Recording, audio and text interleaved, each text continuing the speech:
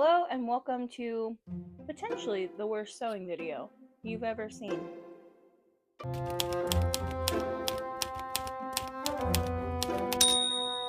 All joking aside, creating this video was such a chaotic and truly unenjoyable process. But before we get started, here's a little bit of context. I love fashion. I have always loved fashion. It's something that I have been passionate about since I was really, really little. In fact, if you ask anybody in my family, they will tell you that the very first thing that I wanted to be as a little kid was a fashion designer. I don't even know where I heard the term fashion designer, where I learned about what that was, but I do remember some of my earliest memories are having a sketchbook and drawing little clothes and begging for a sewing machine. And I think I even got one, I want to say it was for my sixth birthday, maybe, this teeny tiny little red baby toy plastic sewing machine. And I made a lot of dolls' clothes. And I loved it. I've always loved fashion. I would go into like my dress up box and put together new fits and all these different things. I've always loved fashion. I got really into vintage and retro fashion in like late high school and in through probably like to my mid 20s or so, before it kind of like piffled out. And since then, I really genuinely have kind of felt like I've been in this weird, like, no man's land as far as like my style goes. I also think style is really important to who we are as people. And not important in that it's the ultimate thing, but I think it is a really great way for us to help communicate a lot about us. But also, it has historically, fashion has been the way that we communicate things about who we are to the people around us. It's how we give people first impressions. It's why we think certain things about people who dress a certain way.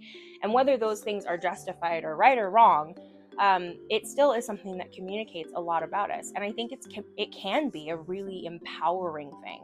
It can be a really shallow and silly and stupid thing too. And I think, for me at least, it's really important to always remember that, like, it's not that deep, it's not that important, but it is also really fun, and it can be like a really cool and empowering tool for figuring out who you are and like kind of shouting that out to the world. So, especially after a crazy, chaotic year that I experienced, where a lot of things shifted in my life, where a lot of things shifted just inside of me and who I was, and trying to be more authentic and more, the person I always wanted to be and the person that I've always felt like I was, my style has definitely started shifting. And I have given it a name, though it's really dumb. I'll be the first to admit that. But it's kind of this like historically inspired goth girl falls into a fantasy novel. It's a working title. It's not great. I know that. I'll admit that. We'll workshop it. But I have always loved fashion history. I've always loved fantasy fashion and fantasy novels, and I tend to gravitate towards darker colors and darker color palettes. And internally, as a goth girl, I wanted to bring all of those things together. There's a lot of other elements of fashion and fashion history that I really love, that I'd love to figure out how to incorporate, but for now, this is where we're at.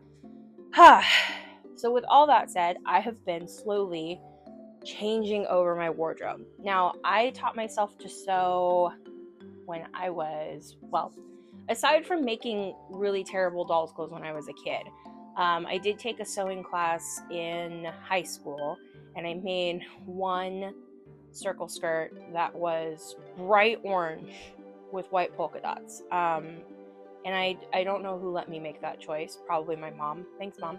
I do remember showing up to something, I don't even remember what it was, in my really ugly polka dotted skirt and proudly proclaiming, I made this. And a friend of mine was like, yeah, I can tell.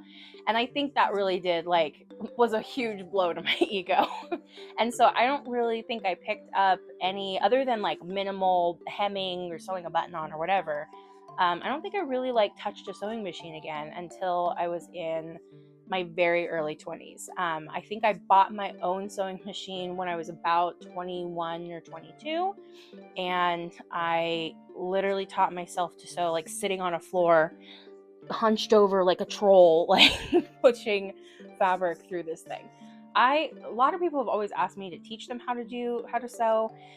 It's not something I'm interested in. I actually find I have been a teacher in the past. I think I'm a pretty good teacher, but for some reason teaching people to sew is truly one of the most tedious things I can think of doing.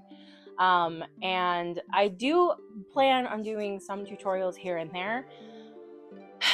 And that is in fact where we made our first error in this video. But let me give some more recent context. So the last couple months have just been really weird and crazy. And not necessarily all in a bad way, but definitely not also always in a good way.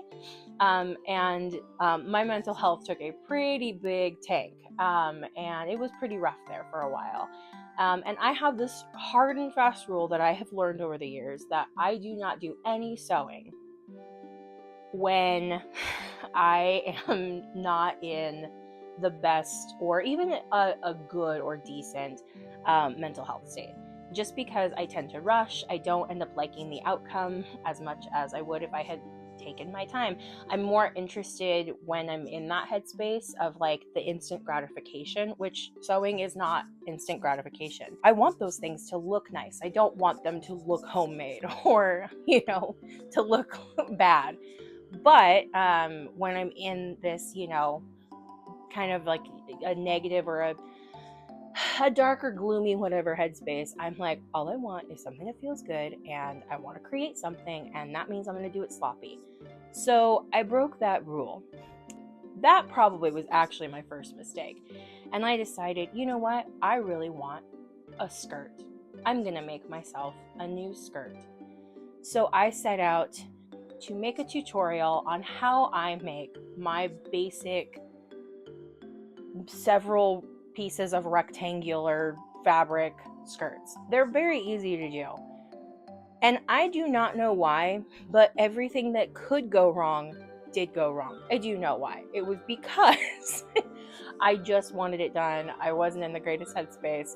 So we made that mistake. So, first part of this video, we're gonna make a skirt together, and I don't even think I filmed the just absolute like chaos demon experience of what it was to film this skirt or to try to make this skirt. But yeah, so today, the first part of this video, we are going to make a skirt. So let's get to it. All right, so here is the fabric that I'm going to be using for this skirt. It's actually some thrifted curtains. I love to use reclaimed materials in most of my sewing projects. And this one happens to be this really beautiful chocolatey linen and rayon blend. The color is not perfect on this camera angle, but it is such a beautiful shade of brown.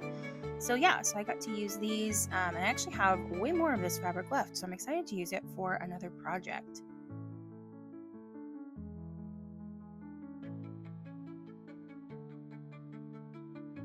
Again, I cannot emphasize enough how much this is not a tutorial, but I am going to just quickly tell you how I pattern out these skirts. There is no pattern for this, so you're just going to be cutting out a series of rectangles. Now, the first two rectangles you need are going to be your skirt panels. They'll be however long you want plus hem allowance, which I usually use about 1 inch or so for my hem. And then you want that by your waist circumference. So each panel should be the entire circumference of your waist. So for instance, if you have a 36-inch waist, you're going to want 2 panel pieces that are 36 inches across by however long you want them. Now you'll cut those 2 pieces out. Then you're going to cut out a waistband. And your waistband is going to be the circumference of your waist plus 1 to 2 inches. The extra inches are for seam allowance and for the overlap for your closure. Now, I usually actually cut my skirts about 1 inch smaller than my actual waist measurement, purely because I usually wear them with some sort of, corset or stays or something like that that gives me a little bit of compression, and that usually takes off about 1 inch of my waist. So depending on how you're going to be wearing this, you might actually need them to be the circumference of your waist, but you're only going to want to add 1 to 2 inches to make up for both seam allowance and your closure. Now the next rectangles that you're going to do are pockets, and that's actually what you're seeing me do right here, right now. To do that, you want 2 rectangles. Now, I make my pockets really big because, it is 2025, the year of our Lord 2025, and we deserve big pockets. So these ones here are about 12 inches, 10 to 12 inches down by probably, I want to say 7-ish inches across. And I just cut 2 of those and then copy it on the next set. Now, in order to put a zipper up the back, you will need to cut one of your back panels or one of your skirt panels up the middle, and that's going to give you a total of 8 rectangle pieces to use. But if you do want to do just a zipper on the side and only one pocket, you do have that option. Again, you can just cut out one pocket and put your zipper on the side seam.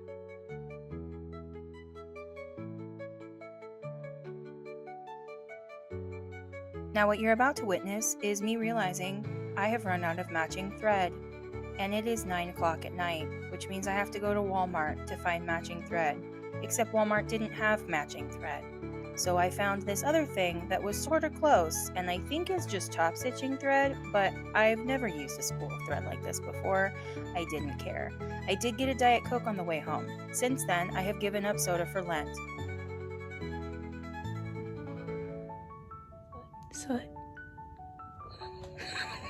That is Soot, my little kitty, and he is expressing how I feel in a sodaless Lent life. Anyway, what I'm doing here is I am about to pin the side pocket pieces to the side skirts. Now, maybe for the keen-eyed here, you will be noticing that I'm pinning the short end to the side of the skirt. Don't do that. That's not what you're supposed to do. You're supposed to pin the long side to the side of the skirt. And there will be a moment when I realize what I've done. It won't be on camera. However, I will sew this together. Oh, look, there I am pinning them correctly. Wow, look at her go. What a life she was living, pinning things correctly on this side, unawares that she had not done that on the other side. What a sad thing. Oh no, I am unpinning it. I know what you're thinking. Oh, she's going to do it correctly. No, she's not. She just realized she also pinned it on inside out. So here's the thing.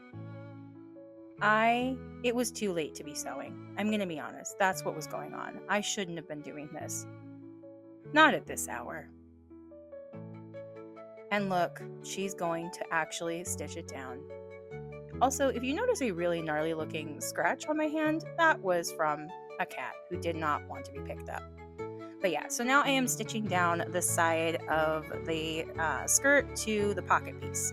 And you just do a straight line there, and that's pretty much it. And look, another angle of me doing the same thing on the correctly pinned side. Wow, look at her go.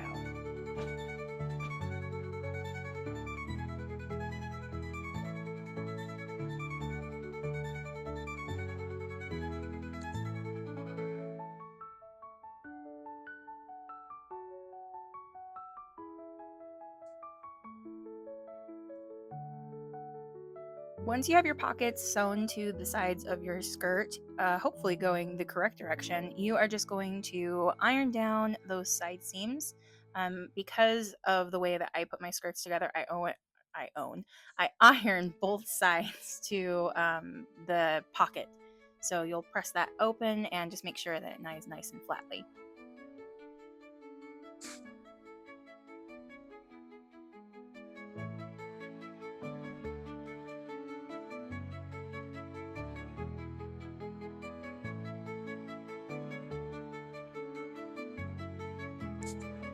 And then you're going to match up the right sides together of both of your skirt panels. So your front skirt panel and your back skirt panel with the pockets facing each other. And then essentially what you're going to do is you're going to sew essentially kind of like a U shape across the top of the pocket, down across the bottom of the pocket, and then down the remaining side seam of the skirt. This is my favorite way to put pockets in. There are other ways, but they aren't as neat or really efficient. And so if you've never done them this way, I mean, if you've never sewn a skirt before, you should definitely try it. But if you've never done pockets this way, it is a game changer. And they come out just really, really nice and really pristine. And it's definitely my favorite way.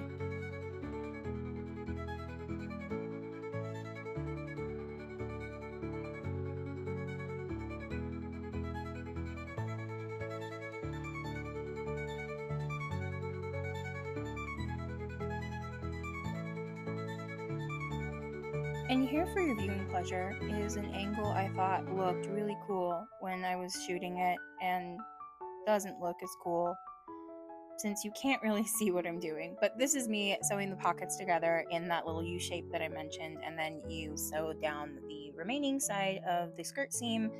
And like I said, it's a great way to put pockets in.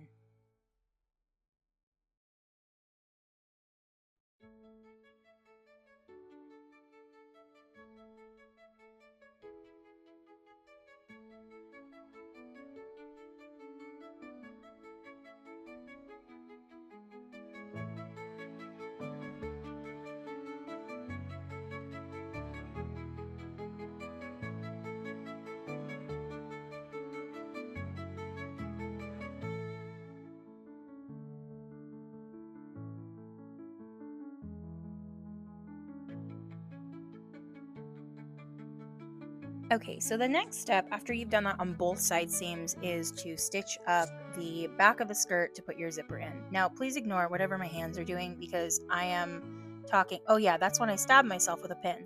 But I am talking to the camera right now. However, it was bad. It was just not good.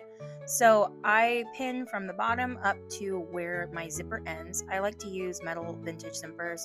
They are so good and they're harder and harder to find, and it is breaking my heart. But down at the bottom of these zippers, they have this little metal notch. So you're going to measure to the bottom of that, or just to the bottom of your regular zipper. And you're going to put a pin there and then pin the rest of the way down your skirt, and that is going to be your seam for your skirt. Now you do need to leave some room for your seam allowance up at the top. I usually leave the same length as the little tails at the end of your zipper. I think modern zippers have a shorter tail, but on these ones they're about an inch, which is actually way more than you typically need, but that is usually what I just leave for seam allowance for a gathered skirt.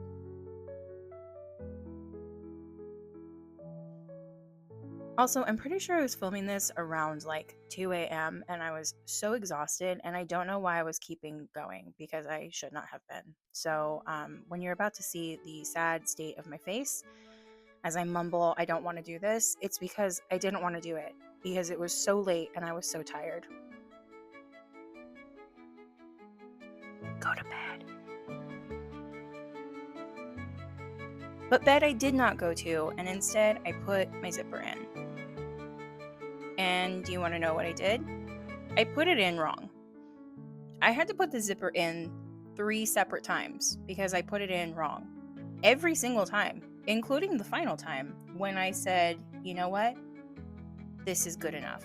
It's actually not good enough, and you will see on the final product that you can see the white zipper, which is very annoying. And it's only because I didn't catch part of the actual placket that goes over it, so I have to go in and hand stitch that down, but I could not be bothered for this because, like I said, this was a project from hell.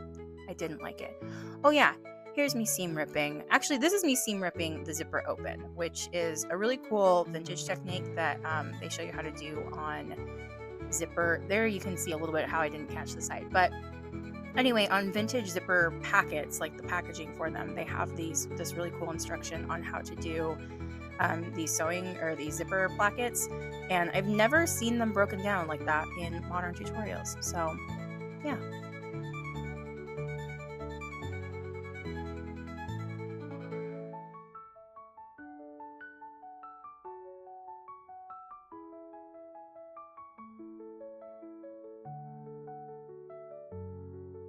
So the next step is to gather the top of your skirt. You're going to gather each section with 3 lines of stitching.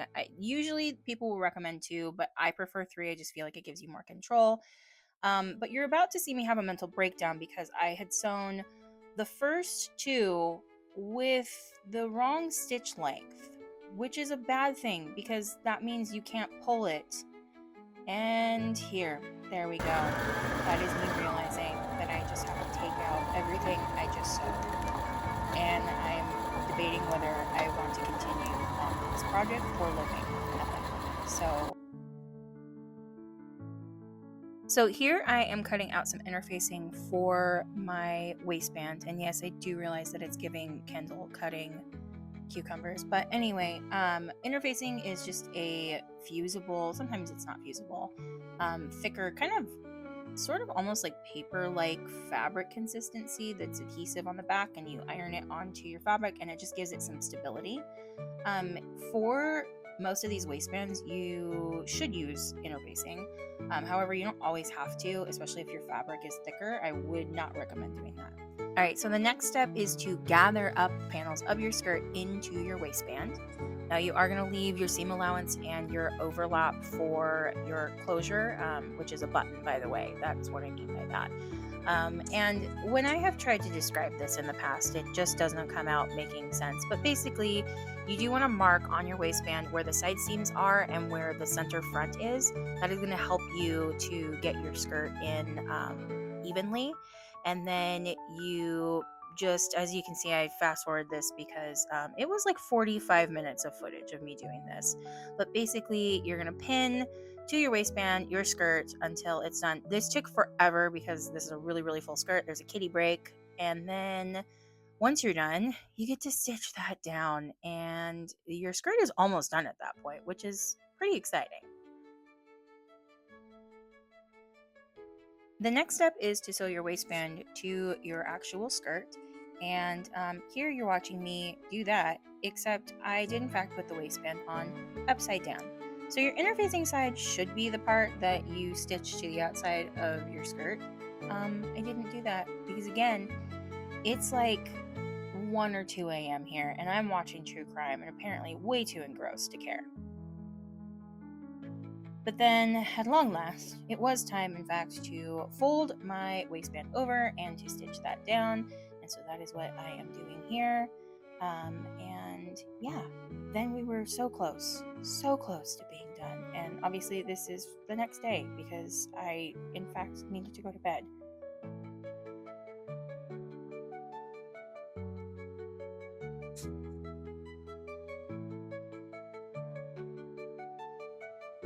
And if you're wondering what I'm actually showing you there, the way that you sew on these waistbands is that once you've got the waistband sewn to the outside of the skirt, you're going to just align your edges together and sew them with the right sides together. And then you will fold that inside. So basically, it takes all of your seams and it folds it neatly inside so that you don't see them. Then you're just going to stitch the bottom of the waistband to the top of the skirt. Again, there's so many other people who can explain that better than I just did.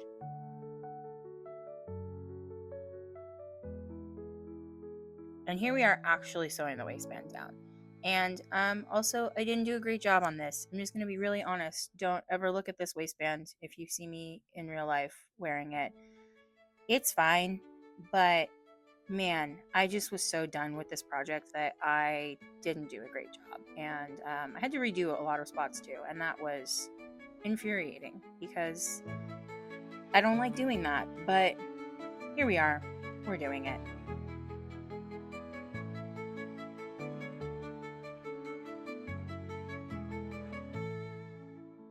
And also because this skirt is so full and it just takes a long time. It's a very slow process and you're like going, an inch or so and then you have a pin to take out and then an inch or so and then you have a pin to take out. And it's a big skirt. So yeah, it took a while. The last 2 steps for this skirt were to put the buttonhole in as well as to give it a hem. Now, I did film putting in my buttonhole and sewing on my button, but both of those clips, the footage got damaged, so I didn't include them. And I also actually didn't have to do a hem on this one because it was a curtain. I used the width of this, and so I just used the existing hem. And if you've never done that before on a sewing project, it's a game changer because I hate doing hems. And here's a little sneak peek of her finish. Despite her many flaws, she's pretty great. So at long last, I finished this stupid skirt. And she's actually really cute, and I actually do, in fact, really enjoy it. I really like it. It feels great on. I love the fabric. It's so cozy and comfortable. But I then kind of felt like I did a bad job at making a tutorial. So then I was like, you know what? We're skipping the tutorial. We're going to make just 2 items that I've needed in my wardrobe that I've been meaning to make, and we'll skip this tutorial business. It's a mess. So then I decided to make these black stays that I have been needing in my wardrobe. So I started teaching myself how to make corsetry. So I think it was last summer, and I picked up, the basic butterick pattern that everybody uses to make the little cottagecore stays, and I graded it and I altered it, and I finally have gotten it to a place where it like fits me really well, and I really like the fit of it. But the very first one I had ever made was a black one. Now, here's the problem. I primarily wear a lot of black. I love black clothing. I love dark clothing in general, but most of my wardrobe is primarily black. And when you make your very first item from a pattern that you haven't like finessed with or whatever, the fit isn't always great. And add to that in the between the time I made the first one and started like altering it to make the second one, I lost like a ton of weight at the same time. So then the one that I have is now just so big on me. And it's not too big that I can't wear it, but I actually usually I can tighten the whole thing and it'll actually like overlap. So I actually usually just wear it as like kind of like a tank top. And it's really cute that way. I really like it. I don't hate the garment at all, but it's not the like fitted, supportive, stays / corset that I wanted it to be anymore. So I decided I was going to use this brand new to me pattern that I'd asked for Christmas, and my sister got for me. I was very, very excited, especially because it was one of the most expensive patterns I have ever seen.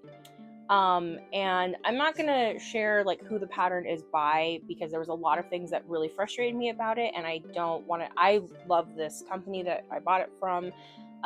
But there were some things that were left to be desired as far as like pattern instructions go, and a few other things that were annoying. For instance, like there was a tutorial for it, but it was behind a paywall. That was annoying when you're already paying like $40 for a pattern.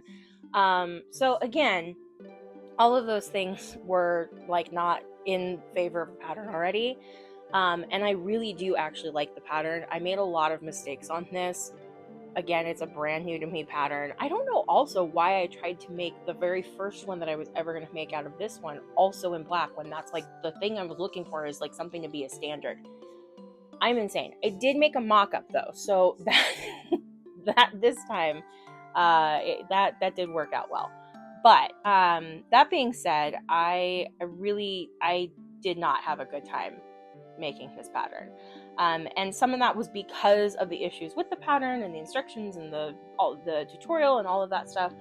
But most of it was because of my own sheer stupidity, or just not thinking through. And again, this is where I was like, why was I like, I'm gonna make this piece that's a foundational piece for my wardrobe when I'm just not having a great time in the old brain, like I again, your neural pathways are just not working at peak performance when you are not in the best headspace. So anyway, I decided to make this, and yeah, it was truly a miserable experience. Now, I will tell you why it was a miserable experience as we get into this, but I do want to make it very clear. It was 98% me that made it miserable, and maybe just about 2% the actual pattern and all of that. But with that said, let's make some stays. So the first step was to cut out the pattern, and this pattern is a multi-size pattern from an independent pattern maker. And I really did actually like this pattern. I am excited to use it again. However, The instructions were a little unclear on certain parts of it, and also I made some buffoonery decisions in this, which we will get into. But because it's a multi-size pattern, I decided to trace out my size on this. I initially sized down based off of some suggestions in the pattern, but the whole time I was like, I don't know about that. And I'm really glad I made a mock-up because it ended up being just a little bit too small, just a little too uncomfortable to wear for normal day life. So yeah, so there was only 4 pattern pieces, which made it fairly simple to actually put together. The complications came, one, from, again, my own buffoonery, and later on in the process. So here I am cutting out the actual pattern pieces. Now here is where I made my first mistake. I was under the impression that you were supposed to use 3 layers of the same fabric for this. However, no, you didn't need to use 3 layers of the same fabric. And here's again, I don't know why I thought this. I truly so confused. But basically, when you use duck canvas like I'm using here for this, that's supposed to be your essentially like your interfacing. So it's your inner layer. So there's an outer layer and then a lining layer, and then this is your inner like stabilizing layer. Now I just did not understand that or interpret that at all. So I cut out 3 layers of very thick, very heavy duck canvas for all 3 of my layers, and that was a disaster. It was not fun at all, and I will get more into that as we go. But here I am ironing out all of the pieces to make sure that they laid flat, and yeah, it was about to get just truly unenjoyable.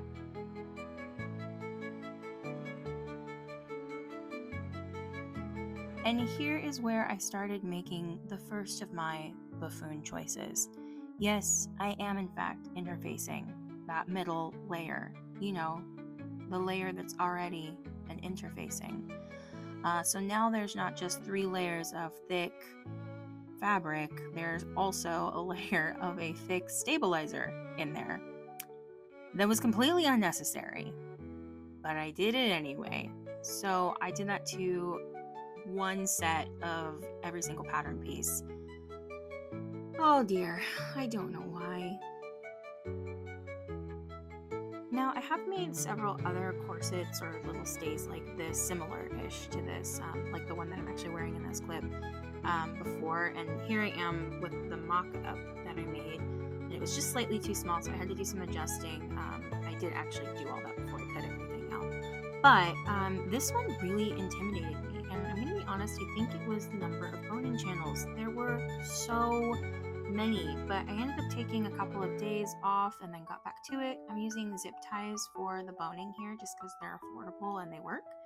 But there were so many boning channels, you guys, and I used like fairly small zip ties too, and so it just made the process pretty miserable. I did try to do the one with the pieces with the fewest boning channels on it first, and it was just rough. It was thick to sew through.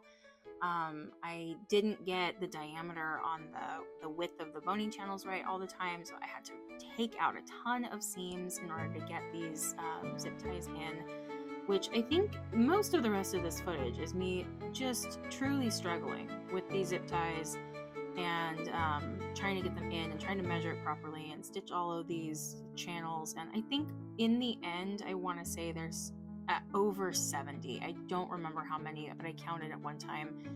I want to say there's like 76 boning channels on this whole thing, and that's just too many. It's too many for anyone. It's not because I love it and it looks so good and it's so supportive and it's beautiful, but oh my goodness, it was miserable to put together. So here I am I had to use like literal tweezers to get these plier tweezers to get these, the zip ties in. And this is where I am discovering, oh yay, I made this too small and I'm having to seam rip so many of these boning channels. It was just, it was truly an unenjoyable experience. I just did not have fun.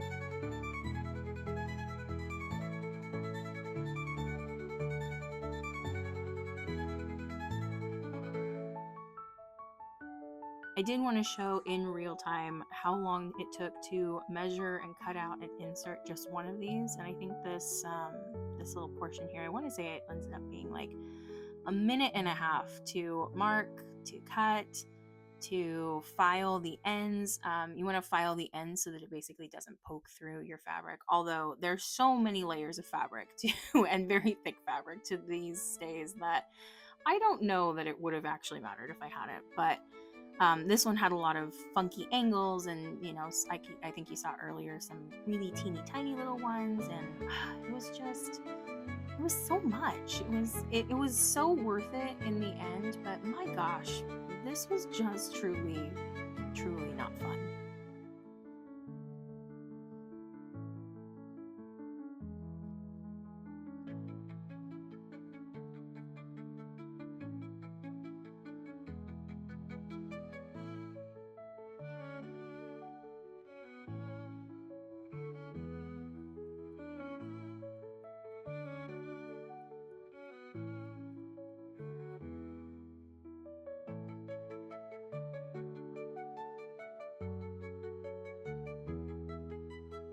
I just keep thinking about how I did this over 70 times. Oh yeah, I put this one in upside down and I had to put it in the right way.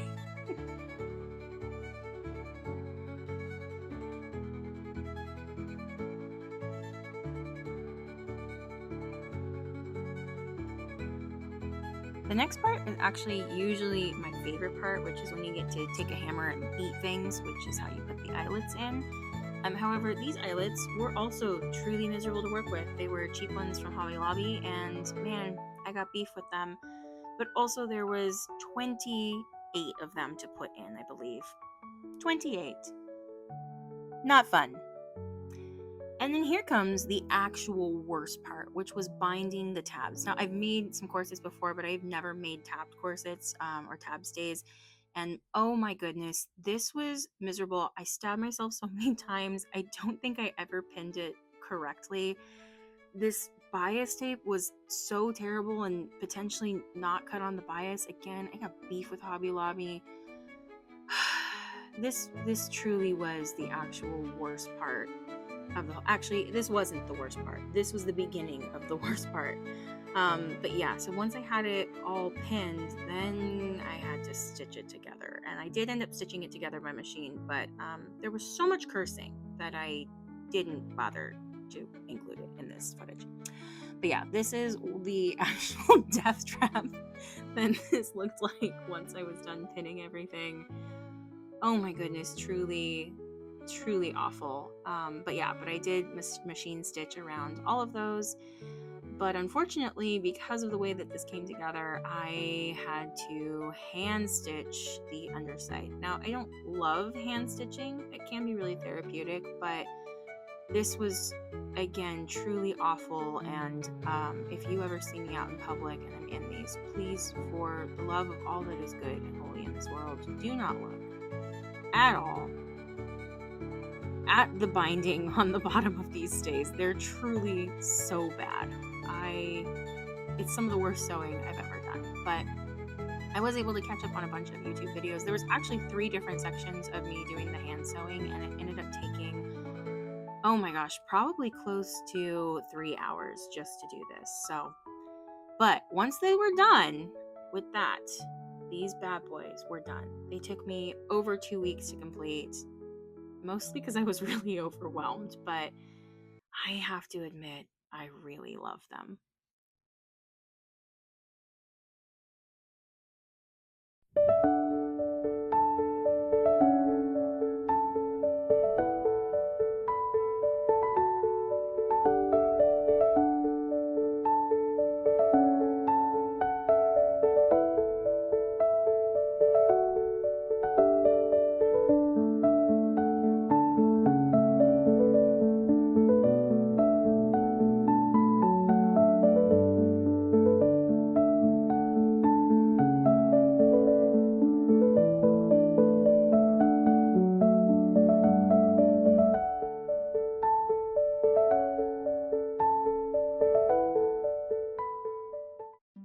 All right, well, you've made it to the end of this truly terrible and mostly chaotic video of me making 2 garments that honestly I really do love. The stays fit really well. They're actually incredibly comfortable to wear.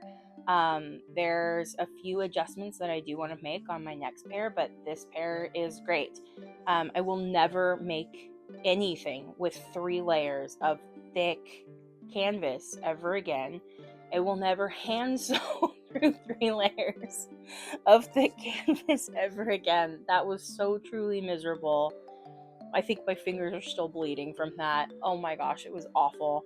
But overall, I really do like these items. And I am glad that I did, even though I wasn't in the greatest like headspace, that I did take the time to push myself to do something that was creative, to do something that that I really did actually need in my wardrobe, but not just that, but that was like, it felt like a win in a season that felt like there weren't a lot of wins going on. So yeah, so I do hope that you enjoyed getting to watch my chaos demon experience of trying to make these 2 items. I would love to do lots more sewing videos. I don't want that to be the focus of what we do here on this channel. There's a lot of other things that I want to explore, but sewing videos are pretty easy for me to put out, and also, in all seriousness, it is something I like. Have a very limited wardrobe right now, and I am trying to bulk it up, not bulk it up, but like fill it out and make it something that I love and that I'm proud of and that fits my life and my lifestyle. So yeah, so if there's anything you specifically want to see me make or do, drop it in a comment below. And if you liked this video, make sure to like and subscribe so that you never miss an update as we continue to learn and create together.